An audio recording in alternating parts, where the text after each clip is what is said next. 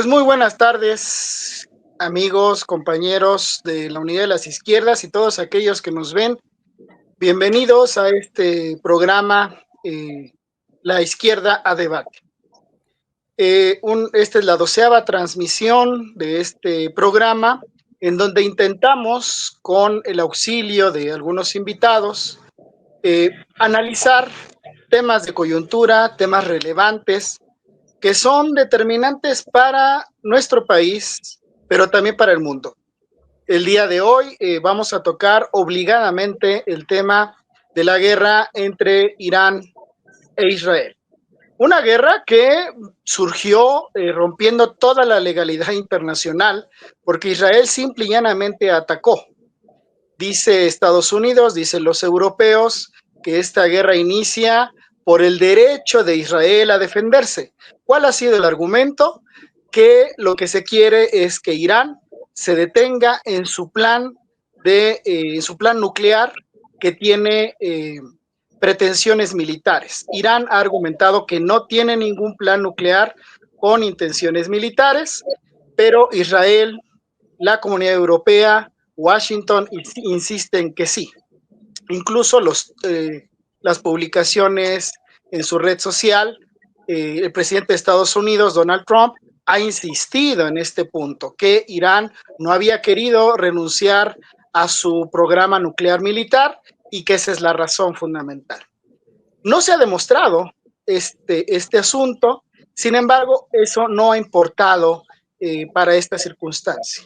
Israel atacó el día viernes pasado a varios puntos de la ciudad de Teherán, particularmente aquellos lugares donde se supone que Irán tiene instalaciones nucleares y también, por supuesto, bases militares.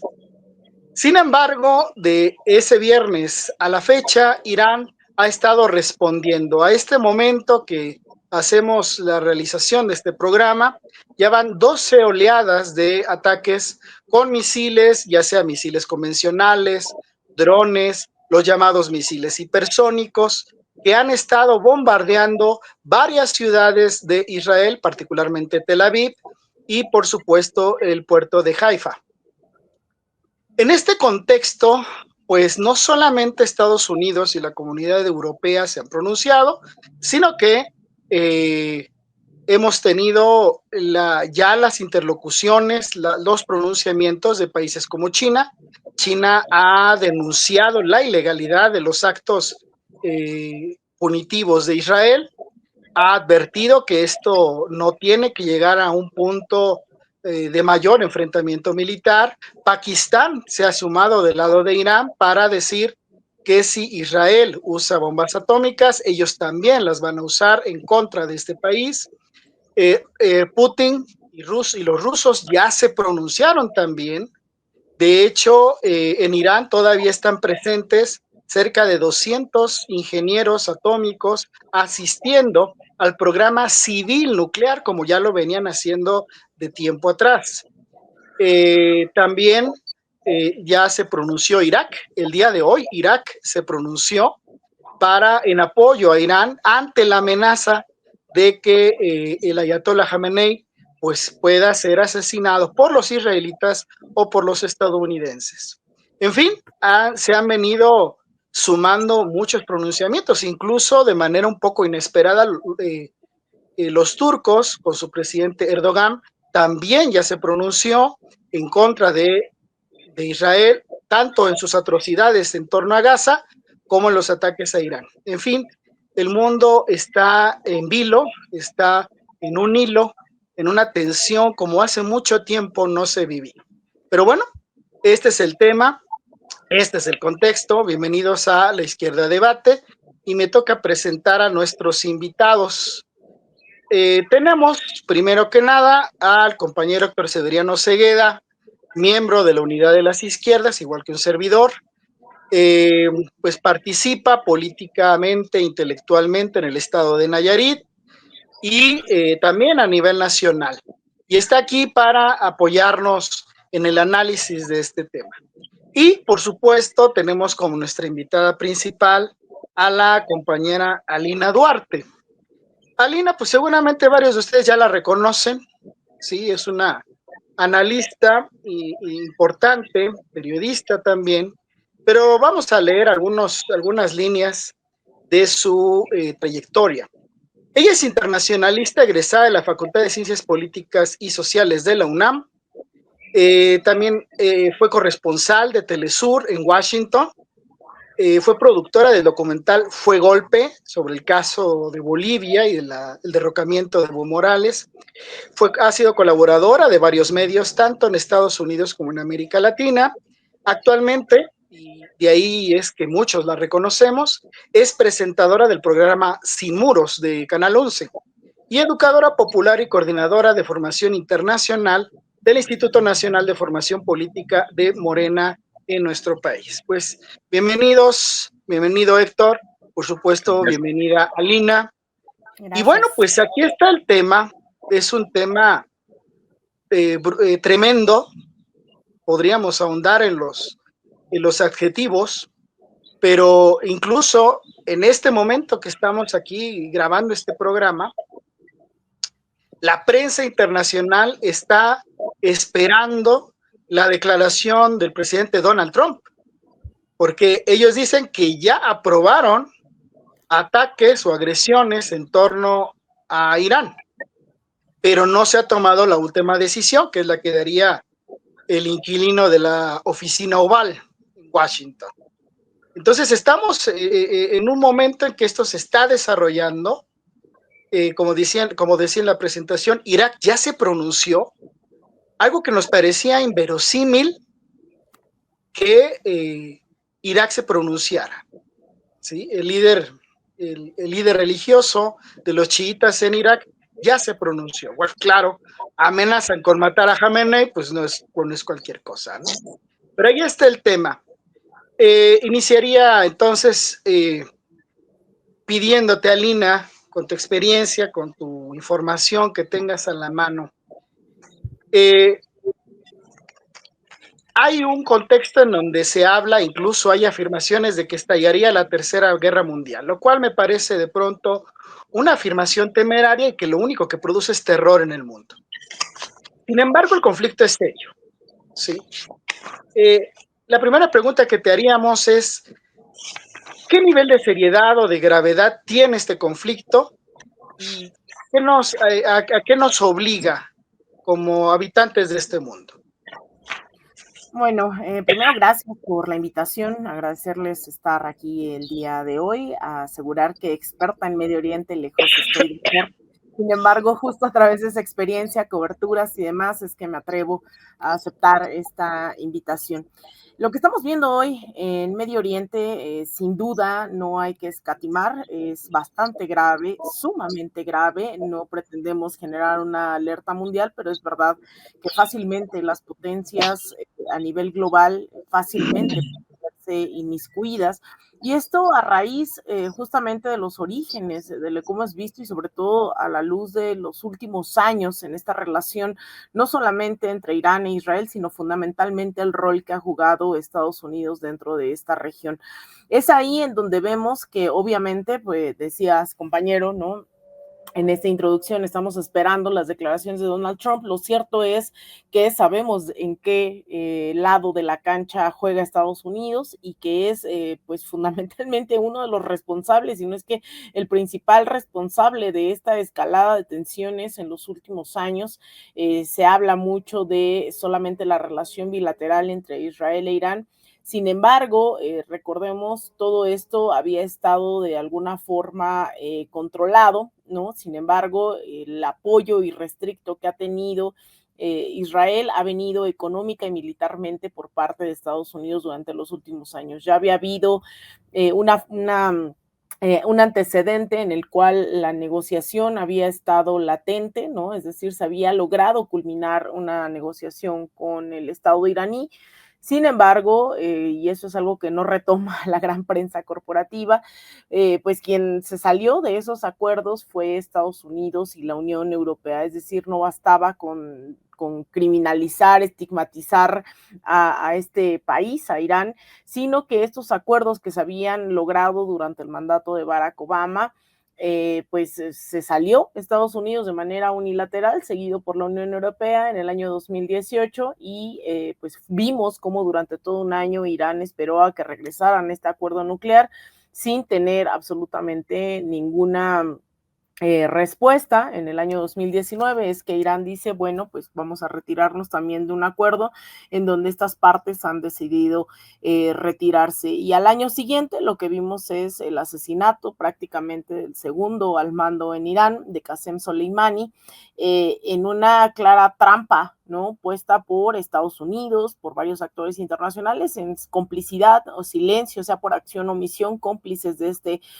asesinato, que fue bastante de por sí grave y que creíamos muchos y muchas que esto iba a detonar lo que estamos viendo 5 años después, que fue una trampa, ¿no? Se le llamó al general a negociar en Irak, se le tendió una trampa y fue asesinado, causando la indignación de todo el pueblo iraní y pues obviamente invisibilizado por la prensa internacional, por los grandes actores que de repente aparecen, de repente no, de esta llamada comunidad internacional, y así es como llegamos a lo que estamos viendo hoy con un incremento claro en las tensiones dentro de la región, pero no solo las tensiones, sino los claros ataques que ahora, ¿no? Después de todo lo que vimos, de que hizo Israel en estos antecedentes, incluido Estados Unidos, pues vienen a decirnos que pues la gran amenaza de Medio Oriente es Irán. Entonces ya no solo son las tensiones, ahora más bien son las tensiones latentes de saber si se puede o no desatar una tercera guerra mundial, en donde pues ya varios países se han pronunciado a favor de Israel, a favor de Irán, hay organizaciones concretas, ¿no? De apoyo en torno a cada uno de estos actores. Entonces, en resumen, claro que es bastante grave, estamos viendo ya pues una guerra, ¿no? Ya no es solamente el impacto de misiles en abstracto, sino ya estamos viendo un conflicto pues real, ¿no? En tiempo real, que pues puede desencadenar efectivamente en al menos un conflicto regional. En este sentido, de lo que hablabas, de este argumento con el cual Washington y Tel Aviv y Bruselas han actuado para justificar los actos frente a Irán. Hasta ahora se está llamando más la atención el reporte que ya había hecho Tulsi Gabbard, la directora de Inteligencia Nacional de los Estados Unidos, puesta ahí por Donald Trump en su momento, pero ella ya le había dicho, según nos reportó en su momento Reuters, ya le había dicho a Donald Trump hace más o menos un par de meses que Irán no tenía un solo programa nuclear de carácter militar, que incluso por órdenes del Ayatollah Khamenei, este programa se había abandonado en 2003. Cualquier posibilidad, incluso las razones de Khamenei, el gran líder de Irán, fueron de carácter moral. Y eso quedó oculto, este reporte, hasta ahora que Tulsi Gabbard tuvo que presentarlo ante el Congreso de los Estados Unidos. Y le preguntan a Donald Trump, ¿no? Hace apenas ayer, que qué opinaba sobre esto, porque Tulsi Gabbard dice que no hay nada de proyecto nuclear militar. Y él dice, no le tengo confianza a ella, yo sé que ahí los iraníes tienen esto. Es decir, los Estados Unidos están en un momento de muy poca legitimidad para afirmar esto, ¿no? ¿Tú qué opinas en esa parte? Bueno, mira, yo creo que hay unas tensiones a lo interno del gobierno de Estados Unidos, no hay un consenso en torno a la participación, es decir, sabemos que el establishment depende fundamentalmente de la industria armamentista, militar, y que las guerras son una forma de reactivar la economía en Estados Unidos, que bien le vendría hoy a Estados Unidos, dada pues el declive de su hegemonía, el incremento, la inflación, el incremento de los costos de vida de las y los estadounidenses. Tanto republicanos como demócratas son fanáticos, ¿no? De hacer guerras a lo largo y ancho del planeta y se han inventado cuantas razones y demás, ¿no? Para intervenir, robar recursos, pero sobre todo eso, para seguir produciendo armamento. Sin embargo, aquí a lo interno creo que estamos viendo que no se logró un consenso previo a estos ataques, porque Irán no es, digamos, un país que no esté con la capacidad militar de enfrentarse a un enemigo como Israel bajo el respaldo de Estados Unidos. Es un país que sí ha desarrollado una industria, contrario a lo que se cree, de armas nucleares, que ya hemos visto ese argumento utilizado una y otra vez, específicamente en Medio Oriente, en algún otro momento, en el caso de Irak, que después no se pudo demostrar, después se sugirió lo mismo en el caso de Afganistán, no fue el argumento central. En el caso de Siria, también para derrocar a Bashar al-Assad, aunque el argumento fue distinto, decían que estaba atacando a su propia población con armamentos químicos, lo cual se demostró después que fue un montaje. Sin embargo, estas narrativas que se habían venido imponiendo en la prensa corporativa, específicamente recordemos el rol de diarios como el New York Times en el caso de Irak, en donde simplemente en una editorial, ¿no? Dijeron como, bueno, pues nos dejamos llevar por la información, no existían las armas nucleares, se lavaron las manos y con eso fue suficiente, después de que pues fueron cómplices del asesinato de miles de personas en Irak para robar sus recursos naturales. Sin embargo, ahora pareciera no hay un consenso dentro del propio gabinete de Donald Trump, y este personaje que mencionas, específicamente Tulsi Gabbard, recordemos que había sido una de las personas que en el año 2020, ella había sido candidata a presidenta demócrata, de hecho, y ella se vendía como la outsider en contra de la guerra, era una voz férrea en contra de las bases militares de Estados Unidos alrededor del mundo, y de repente propios y ajenos, o al menos en mi caso sí fue así, me sorprendí bastante, ¿no? Cuando la nombran parte del gabinete de Donald Trump, justamente porque los antecedentes eran esos, era una voz crítica, anti-establishment y en contra también del militarismo de Estados Unidos. Ella fue esa persona en las elecciones del 2020.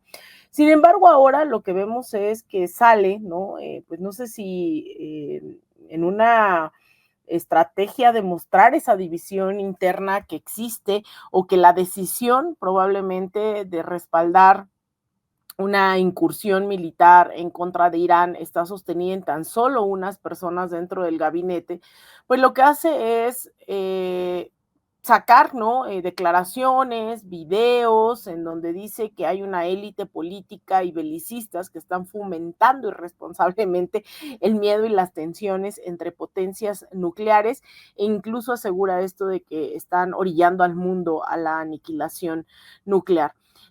Sin embargo, también hay que poner, no deja de ser pues parte del aparato del Estado en Estados Unidos, alguien como Tulsi Gabbard, pues pareciera que en esta narrativa equipara lo mismo a Irán que a Israel, que a Estados Unidos, cuando en realidad recordemos, el único país que ha utilizado bombas nucleares ha sido Estados Unidos. Quien ha estado fomentando el desarrollo de bombas ha sido Estados Unidos, y en este caso lo que se le cuestionaba a Irán era el enriquecimiento de uranio, el cual, insisto, había sido suspendido, pero luego de que Estados Unidos y la Unión Europea se retirara del acuerdo nuclear con Irán, pues decide continuar con ese enriquecimiento de uranio. Entonces yo creo que en realidad esto demuestra una de las tantas fracturas que hay a lo interno. Recordemos también en algún momento hubo esta pugna al inicio de la administración de Donald Trump entre declaraciones del Departamento de Estado, su vocería, el propio presidente. Algo está pasando ahí dentro de las élites en Estados Unidos que no logran consensar una postura belicista. Y eso es, digamos, relativamente nuevo, más bien que sea visible, porque en otros momentos habían actuado en unidad en contra, a favor de la guerra, insisto, en Irak, en Afganistán, en Libia. Habían sido proyectos belicistas bipartidistas, o en el caso del bloqueo a Venezuela, a Cuba. No sé si recordemos este episodio en donde invitan a Juan Guaidó a uno de los State of the Union, estos discursos anuales que dan los presidentes en Estados Unidos, y de repente se paran demócratas y republicanos a aplaudirle a Juan Guaidó, ¿no? A pesar de, pues, el gran fracaso que fue para dar un golpe de Estado en Venezuela. Entonces yo rescataría eso, que no hay consenso hoy en Estados Unidos sobre actuar en contra de Irán, ¿no? Han decidido actuar en otros momentos con esa unidad, con pues intenciones, creo yo, de pues, beneficiar a esa industria, sobre todo armamentista, pero ahora yo no lo veo tan así. Yo creo que hay un quiebre en esta toma de decisión que hace que Donald Trump pues termine ahorita todavía sin pronunciarse, a pesar de que sabemos que si Estados Unidos no hubiese dado el visto bueno, Israel jamás habría atrevido a hacer lo que hizo. Voy con Héctor. Héctor. Aquí, perdón. Aquí Sí, al interior de las izquierdas, del pueblo organizado de nuestro país, pues esto ya está en las redes, esto ya está a debate. ¿Cómo debemos de evaluar esta circunstancia, esta coyuntura tan grave, precisamente desde las izquierdas y desde el pueblo organizado? Yo creo que hay que hay que retomar el concepto del imperialismo como concepto fundamental. Es decir, ¿qué hay atrás de la trama que se ha urdido en el Medio Oriente y que ha puesto al mundo en el peligro de una guerra de proporciones catastróficas? Creo que, en primer lugar, en el fondo, lo que el imperialismo norteamericano busca es sobrevivir a un declive que está marcado y exactamente desde el punto de vista geográfico tiene coordenadas en Irán. Recordemos que la nueva ruta de la seda que China ha establecido como estrategia, como proyecto para generar toda una trama comercial que tendría su epicentro en Eurasia, y ya no en Europa, ni en el Atlántico, sino en el Océano Pacífico, es Irán una pieza clave, no solamente porque Irán es el proveedor fundamental de petróleo para China, sino porque es un paso importante en la nueva ruta de la seda. Recordemos que la nueva ruta de la seda es un complejo entramado de carreteras, puertos, ferrocarriles y aeropuertos que tienen la pretensión de África, Asia y América Latina. Entonces, el golpear a Irán es golpear uno de los centros fundamentales desde el punto de vista geográfico y estratégico de la conformación o de la consolidación de la ruta de la seda. Ahora, ¿qué tenemos que entender? Tenemos que entender que este es un mensaje para los pueblos del mundo. No es un mensaje para el Medio Oriente solamente, es un mensaje para los pueblos del mundo. Los pueblos del mundo tenemos que entender que en la nueva coyuntura generada por todo este conflicto, por la agudización de este conflicto que tiene sus orígenes lejanos y que no es más que la continuación de la fundación de Israel y de la historia que significó que Israel se convirtiera en el enclave militar primero del Imperio Británico y después del imperialismo norteamericano en el Medio Oriente. Yo quiero aquí leer un texto breve, no es un texto largo, es una cita de Paul Wolfowitz. Paul Wolfowitz fue subsecretario del Departamento de Defensa de Estados Unidos y fue presidente también del Banco Mundial.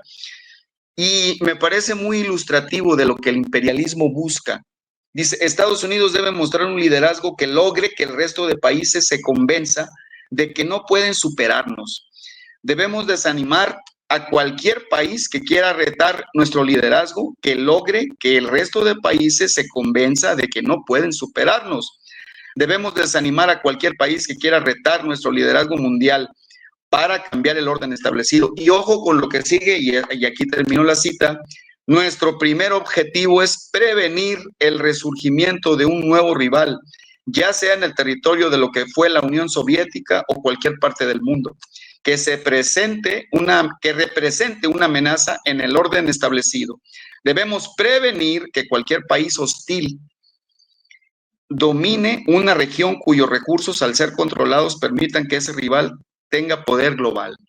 Creo que existe en el alma, en la esencia del imperialismo norteamericano, la idea prevalece, la doctrina de que si no se puede imponer por la vía comercial o por la vía económica, hay que imponerlo por la vía militar.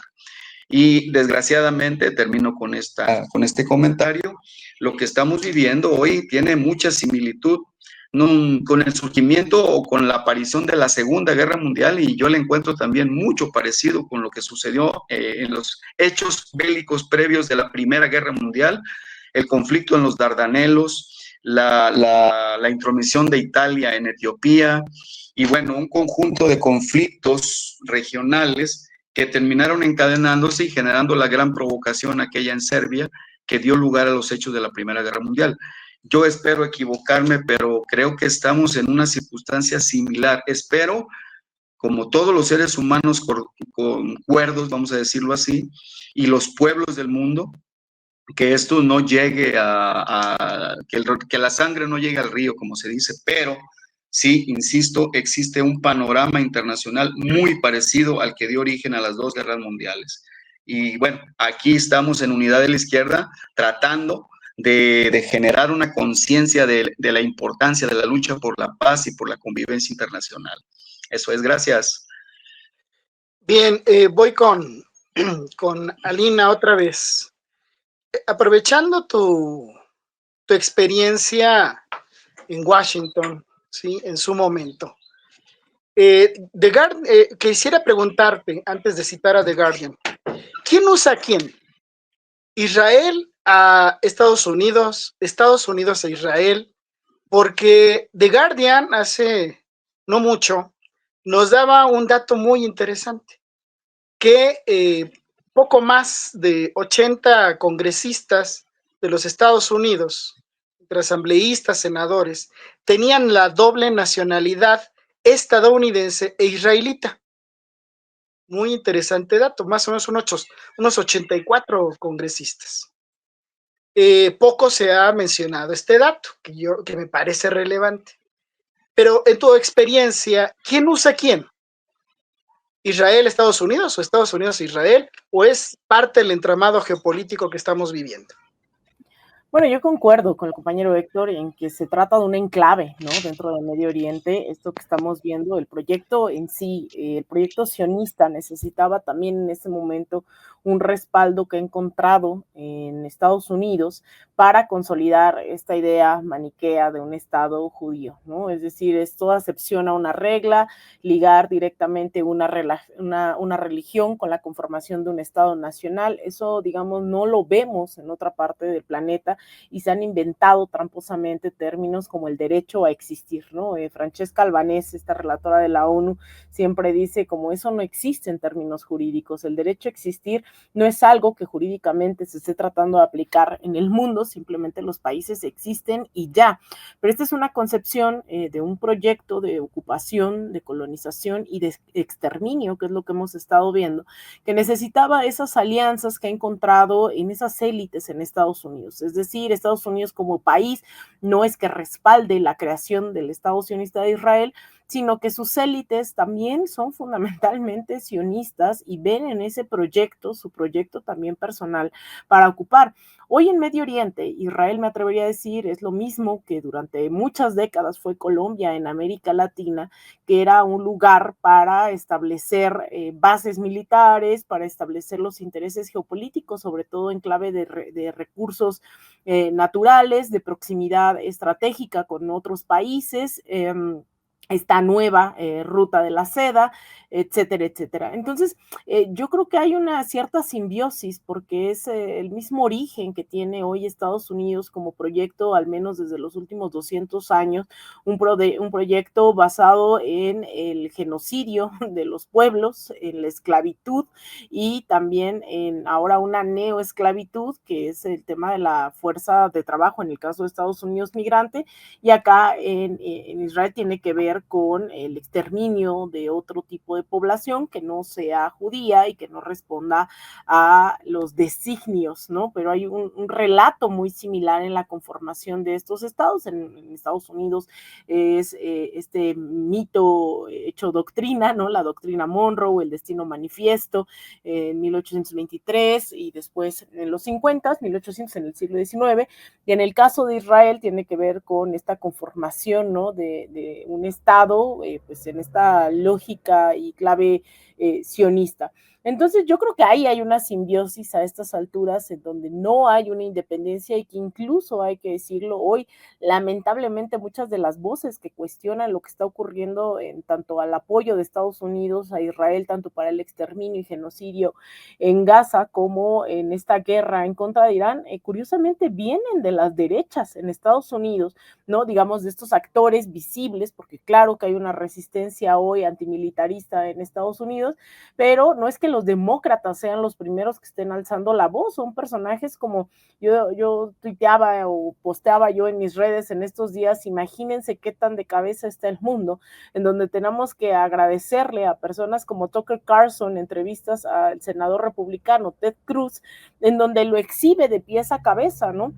Pero pues Tucker Carlson no es una persona de izquierda, es una persona profundamente de derecha que fue base fundamental de la candidatura y campaña de Donald Trump y que ahora hay un sector de derecha que está indignada en el uso de, o sea, no es un término de empatía, de solidaridad, de pacifismo, de ir en contra de los deseos de la industria militar armamentista. Fundamentalmente es un reclamo de que no se utilicen sus impuestos para pagar una guerra que no les da beneficios en lo inmediato, ¿no? Es decir, preferirían que esos impuestos, dada, y también tiene que ver con la gravedad que se vive en Estados Unidos en términos de inflación y la decadencia en los ingresos de las personas, ¿no? En el nivel de vida decadente que hoy tienen muchos y muchas estadounidenses, lo que dicen es que ya no se vaya el dinero para allá, para que se quede en Estados Unidos, no en una lectura ni de solidaridad de los pueblos, ni mucho menos.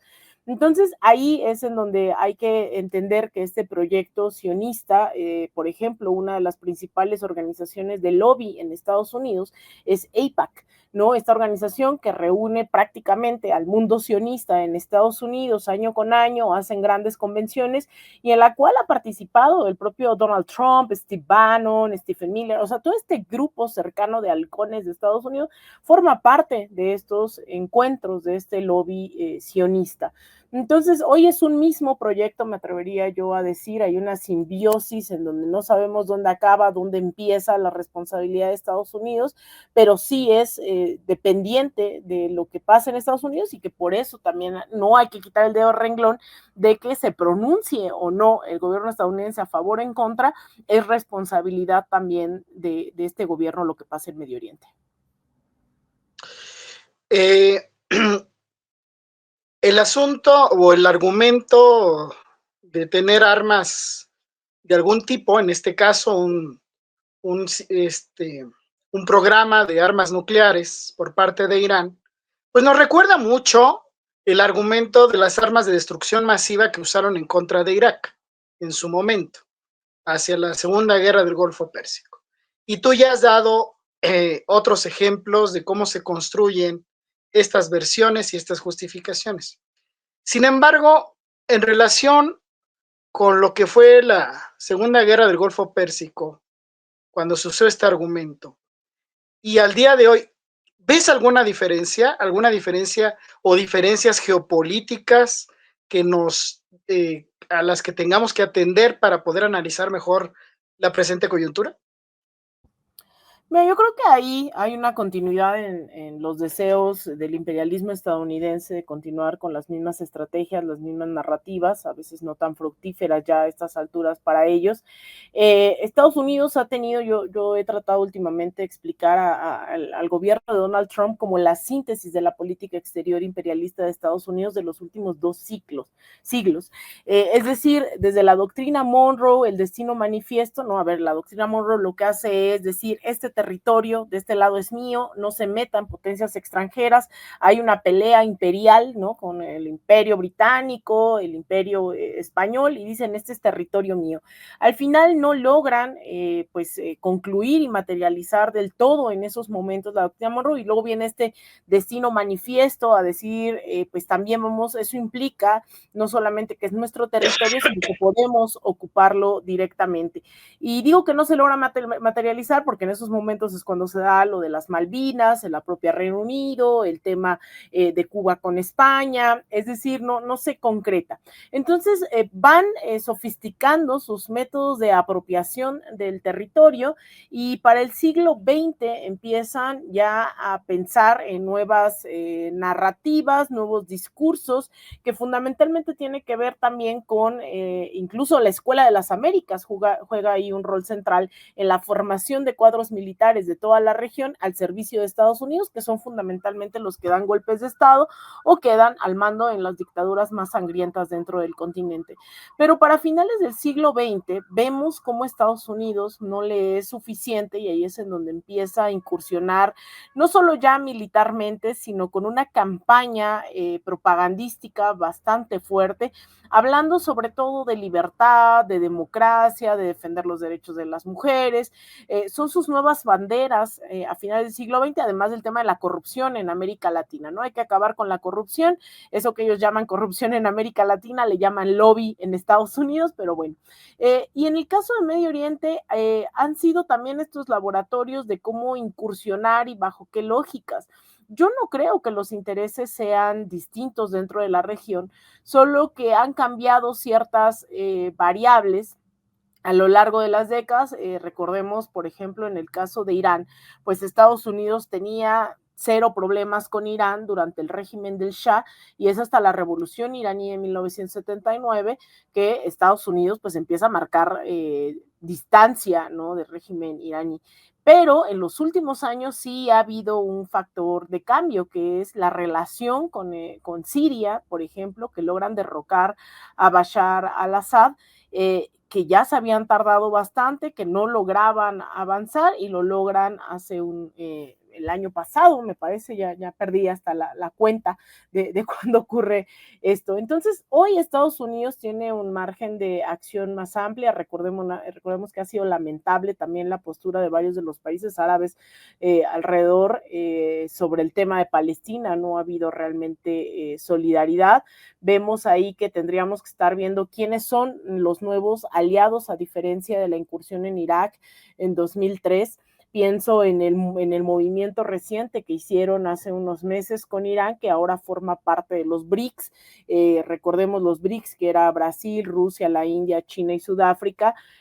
Tuvieron una primera ampliación, después una segunda, ahora son más de 70 países los que tienen conformados el BRICS más, y uno de ellos también es Irán. Es decir, a pesar de incluso la buena relación que tiene Rusia con Israel, pues lo cierto es que los BRICS, ahí se encuentra Irán, y tienen también relaciones estratégicas que no son sinónimo de estrategias militares, contrario a la OTAN, ¿no? Por ejemplo, que la OTAN da un respaldo irrestricto también a Israel, o recientemente veíamos en esta reunión del G7, en donde están pues igual países como el Reino Unido, como Alemania, como Italia, firmando una declaración conjunta en apoyo a Israel en su libertad, ¿no?, de defenderse, cuando en realidad fueron los atacantes. Vemos a Canadá, bueno, Estados Unidos se retira antes de esta reunión, y México no se pronuncia a pesar de la presencia ahí de la presidenta Claudia Sheinbaum. Ella hace un llamado a votos por la paz, ¿no?, y pues seguramente con base en la doctrina Estrada no veremos que México esté implicado en este conflicto, a pesar de que seguramente habrá bastantes presiones. Pondría algún antecedente para finalizar esto, en el caso de México específicamente, que en su momento, no recuerdo el año, en la Asamblea, debió haber sido en los 70s, se aprobó una resolución en la Asamblea General de las Naciones Unidas, equiparando el sionismo como una forma de racismo. México votó a favor de esta resolución, y fue cuando tuvimos un llamado de un grupo sionista desde Estados Unidos y desde México, llamando un boicot ¿no? Al gobierno de México, y eso obviamente pues lo tiene, creo yo, como antecedente también el gobierno mexicano, porque la participación no solamente económica, sino lamentablemente militar también que se tiene en cooperación con Israel, pues es bastante alta. Entonces, pues eso, yo creo que ahorita el mundo tiene los ojos sobre Irán, sobre Israel.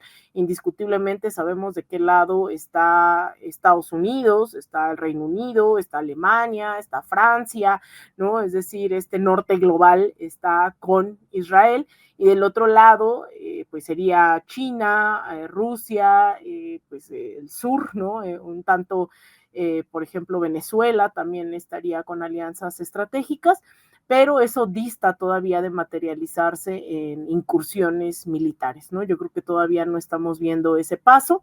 Yo creo que Estados Unidos, en el momento en el que tome la decisión de incursionar, pues también estaríamos hablando ya de otro nivel, ¿no? En la guerra, toda vez que están pretendiendo, y que declaraciones de altos mandos israelíes son preocupantes cuando dicen, pues prácticamente, si nosotros estamos en riesgo, pues varios van a estar en riesgo, sonando a una amenaza nuclear, ¿no? Que están dispuestos a dejarlo todo antes de ceder en su proyecto expansionista y colonizador.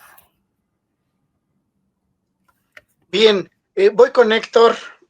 Hay un tema aquí, Alina ya lo tocaba, el tema del sionismo. Y me gustaría una reflexión de tu parte, Héctor. Sí. Algo que llamó mucho la atención en las últimas horas fue una declaración del presidente Erdogan, presidente de Turquía, ante su Congreso, en donde dijo una frase que me parece que fue demoledora. No estoy cierto si algún otro jefe de Estado se ha pronunciado en estos términos. En las redes sociales sin duda que ha habido esta afirmación, pero dijo Erdogan, dice que Benjamín Netanyahu ya superó a Hitler en el delito de genocidio. Así lo dijo. Sí.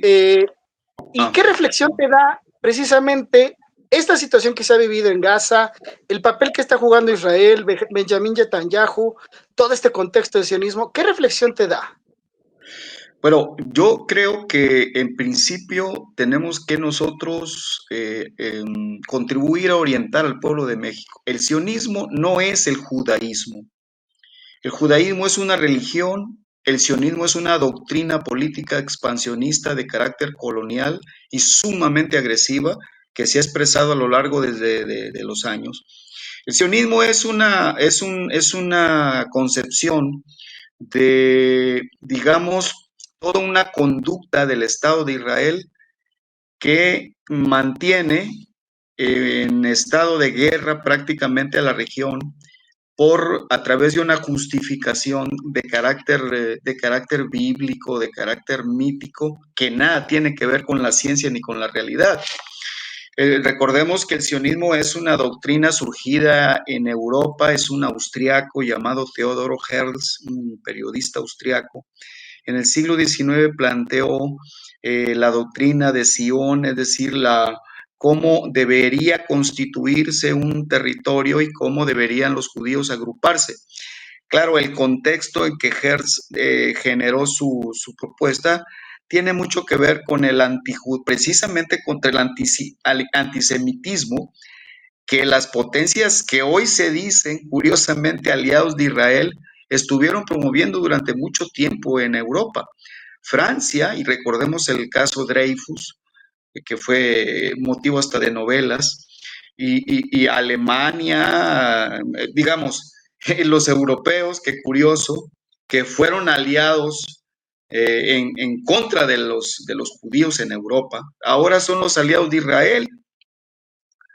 A mí me parece que los crímenes contra la humanidad que está cometiendo el gobierno sionista de Israel al mando de Benjamín Netanyahu, efectivamente son mucho más brutales. Primero porque lo está haciendo a ojos vistas. Recordemos que los campos de concentración de los nazis Los nazis tuvieron cierto cuidado en ocultar eso.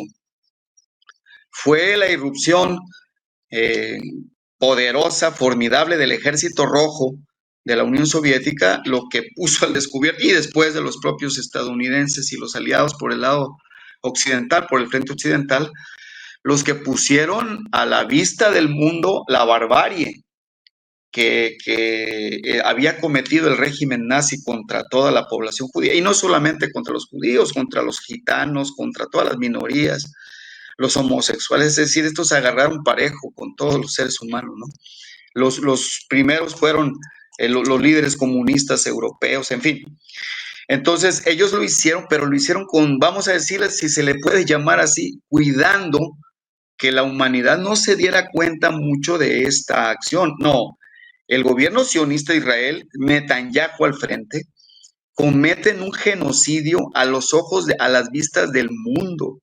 Y además tienen el cinismo de propagandizarlo y de poner en los medios y decir, llegar a decir algunos de sus líderes religiosos ultras que tienen ahí adentro, que asesinar niños en bebés y niños en Palestina es estar previniendo que futuros terroristas, que no haya futuros terroristas. Es decir, la argumentación de Netanyahu y de su círculo ideológico supera efectivamente las atrocidades y supera la perversidad del régimen nazi.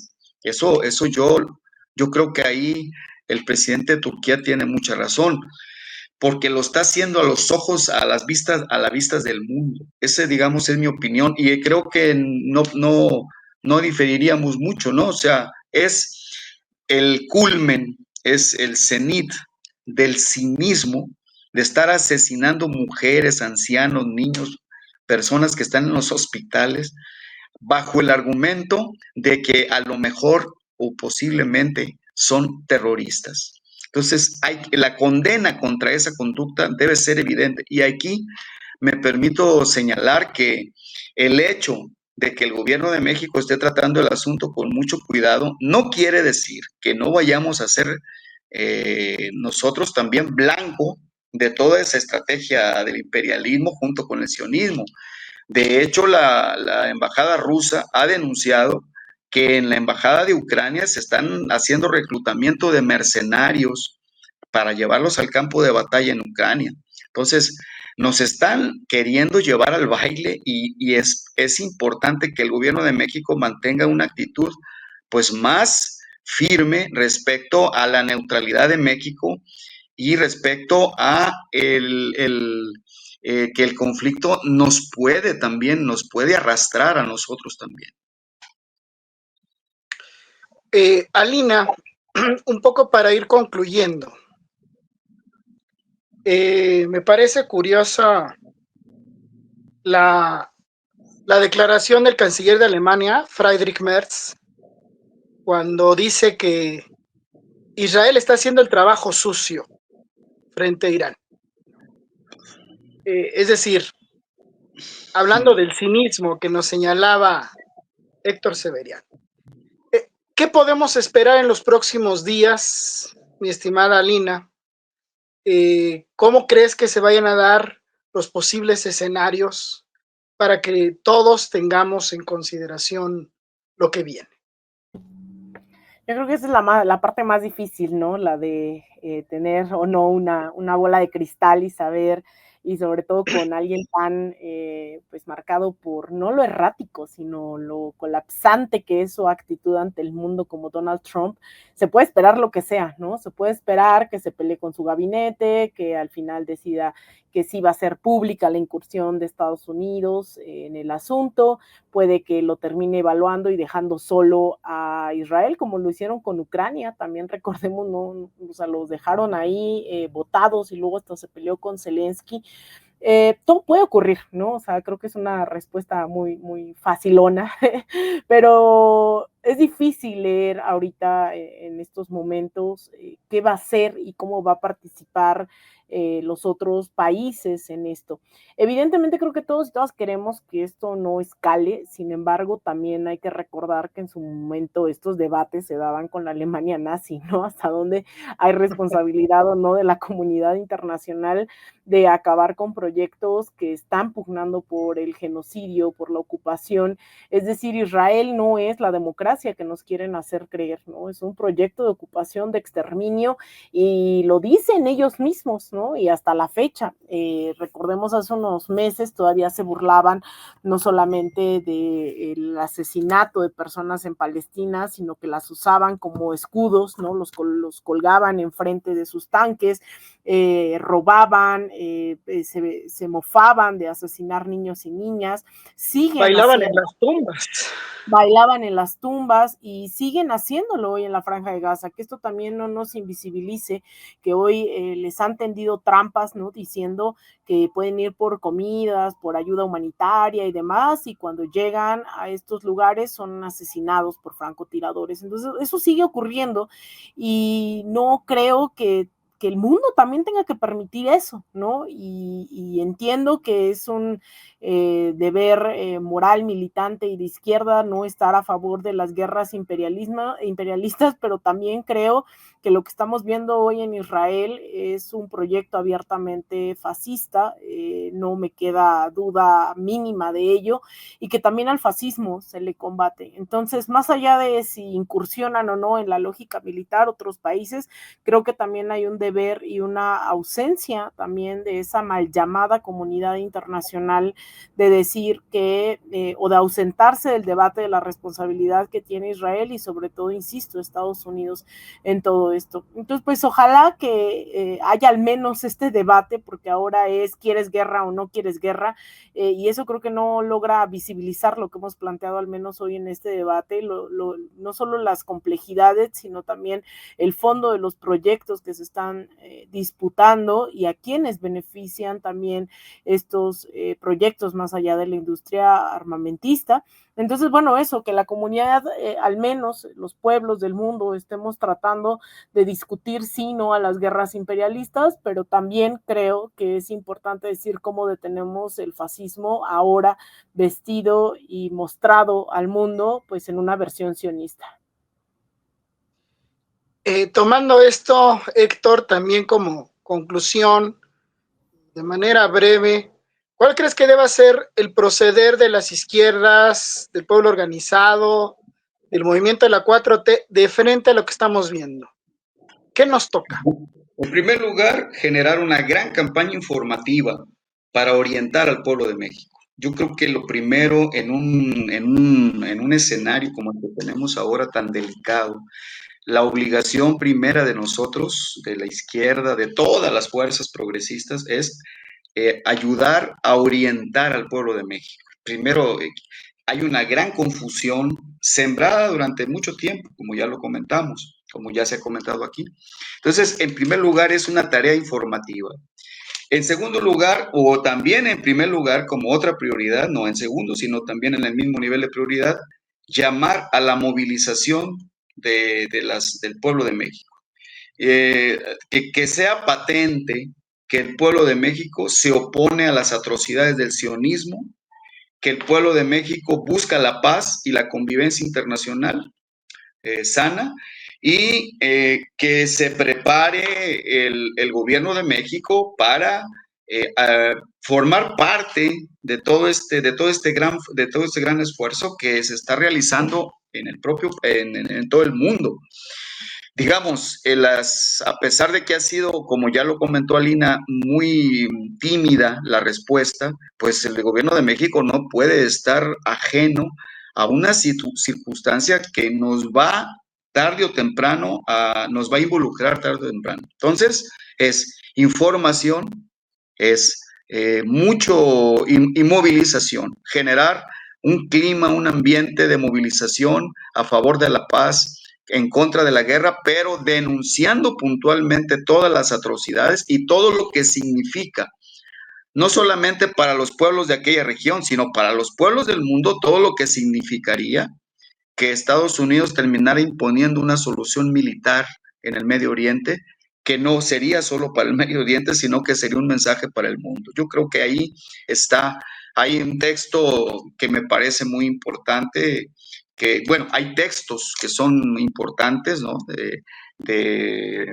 Perry Anderson, no sé, de Shlomo, no recuerdo ahora su apellido, eh, en donde se habla precisamente de cómo surgió el fenómeno del sionismo y cómo esto es un atentado o es una provocación, es un riesgo para la seguridad del mundo. Hay un texto, y con eso termino, de Gastón García Cantú, que se llama Las invasiones norteamericanas en México, que sería importante que el Fondo de Cultura Económica lo asumiera para reproducirlo y entregarlo a las escuelas primarias. Yo creo que tiene que haber un gran esfuerzo para generar una conciencia de la gravedad del momento histórico que estamos viviendo y de la importancia de prepararnos para estar en posibilidad de dar una respuesta y resistir ante los embates que claramente se van a venir en contra del gobierno y del pueblo de México. Pues ahí está, amigos, compañeros, camaradas. Tenemos que informarnos, tenemos que estar atentos, tenemos sin duda que denunciar estas atrocidades ya aquí comentadas y que están muy documentadas por todos lados. Tenemos que organizarnos. El mundo nos pertenece y la idea es que lo vivamos de manera libre y protegiendo los derechos, la vida, etcétera, pero no lo podemos hacer con este tipo de conflictos y dando o dejando pasar este tipo de intereses y de proyectos que son al final del día antihumanos, ¿sí? Y bueno, aquí están pues todos estos elementos de análisis. Esperamos que desde la izquierda debate se hayan sido de utilidad para su propia reflexión, para su propio posicionamiento. Esa es la intención de este espacio. Y bueno, pues muchas gracias, Héctor Severiano Cegueda, por tus conceptos, por tus posicionamientos. Mil gracias, Alina. Ha sido realmente un placer tenerte aquí y recibir pues toda tu información, toda tu visión, que nos parece importante y esperamos que no sea la última vez que te tengamos por aquí. Claro Y que bueno, sí, amigos, pues gracias. Amigos, pues agradecerles su presencia de nueva cuenta en esta 12ª emisión de La Izquierda Debate y nos veremos muy pronto. Muchas gracias. Hasta luego.